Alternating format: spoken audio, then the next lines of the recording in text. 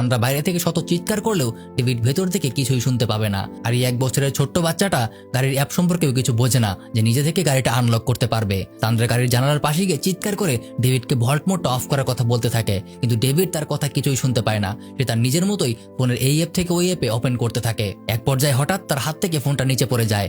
এবার সান্দ্রার জন্য সবকিছু আরো কঠিন হয়ে গেল। সে তার পাশ থেকে একটা শক্ত পাথর নিয়ে গাড়ির কাঁচটা ভাঙার জন্য বারবার সেটাতে আঘাত করতে শুরু করে, কিন্তু গাড়ির এতে কিছুই হয় না। অনেক চেষ্টা করার পর ক্লান্ত হয়ে সে বুঝতে পারে সত্যি গাড়িটা দুনিয়ার সবচেয়ে শক্তিশালী গাড়ি। তাই সে সাহায্যের আশায় একা একা উল্টো দিকে হাঁটা শুরু করে দেয়। হাঁটতে হাঁটতে সে পেছনে ফেলে আসা সেই বিদ্যুৎ বিতরণ কেন্দ্রের কাছে পৌঁছে যায়। সেখানে গিয়ে সে চিৎকার করতে থাকে ভিতরে কেউ আছে কিনা সেটা জানার জন্য, কিন্তু দুর্ভাগ্যবশত সেখানে সেদিন কেউই ছিল না। সে গেটটা টপকে ভিতরে গিয়ে দেখতে থাকে। সেখানে একটা রুমে সে প্রয়োজনীয় কিছু আইটেম খুঁজে পায়, যেমন একটা টর্চ লাইট আর একটা বড় রেঞ্জ।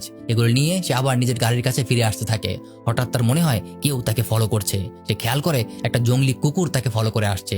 সান্দ্রা সেটাকে তাড়ানোর জন্য অনেক চেষ্টা করে, কিন্তু সেটা কিছুতেই তার পিছু ছাড়ে না। এক সময় সে গাড়ির কাছে পৌঁছে যায়। কুকুর থেকে বাঁচার জন্য সে গাড়ির উপরে উঠে পড়ে। কুকুরটাও তার পিছু পিছু গাড়ির উপরে উঠে পড়ে। সান্দ্রা অনেক জোরে রেঞ্জ দিয়ে গাড়িটাতে আঘাত করতে থাকে।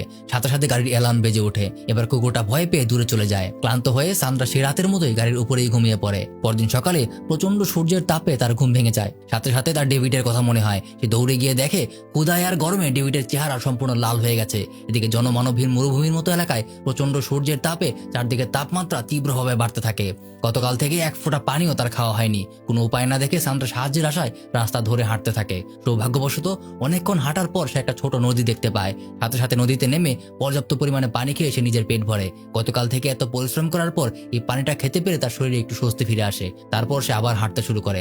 এভাবে আরো কয়েক কিলোমিটার হাঁটার পর সে পরিত্যক্ত একটা বিমান খুঁজে পায়। এদিকে গাড়িটা একটানা একই জায়গায় সূর্যের তাপ পাওয়ার কারণে গাড়ির ভেতরে তাপমাত্রা ক্রমাগত বেড়ে যাচ্ছিল। তবে গাড়ির আর্টিফিশিয়াল ইন্টেলিজেন্স অটোমেটিক ভাবে সেটা কাউন্টার করার জন্য ভেতরে এসি অন করে দেয়। এদিকে সান্দ্রা পরিত্যক্ত বিমানের মধ্যে ঢুকে অ্যালকোহলিক কোল্ড ড্রিঙ্ক, মানে আমাদের ওই টাইগার বা স্পিড এগুলোর মতো আর কি, এগুলো খুঁজে পায়। সাথে সাথে সে বড় একটা পানির ড্রাম আর একটা ম্যাচও খুঁজে পায়। অ্যালকোহলের ড্রিঙ্কটা সে সেখানেই খেয়ে ফেলে। তারপর পানির ড্রাম আর ম্যাচটা নিয়ে আবার গাড়ির কাছে ফিরে আসতে থাকে। ফেরার পথে সে নদী থেকে পানির ড্রামে আরো কিছু পানি ভরে নেয়। তারপর দৌড়ে আবার গাড়ির কাছে ফিরে আসতে থাকে।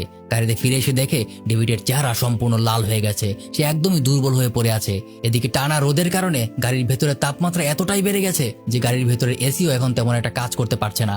সান্দ্রা এটা বুঝতে পেরে গাড়ির উপরে উঠে গাড়িটাকে ঠান্ডা করার জন্য সমস্ত পানি গাড়ির উপরে ঢেলে দেয়, কিন্তু সেই পানি কয়েক মুহূর্তের মাঝে শুকিয়ে যায়। তার এই প্ল্যান কোনো কাজেই লাগে না।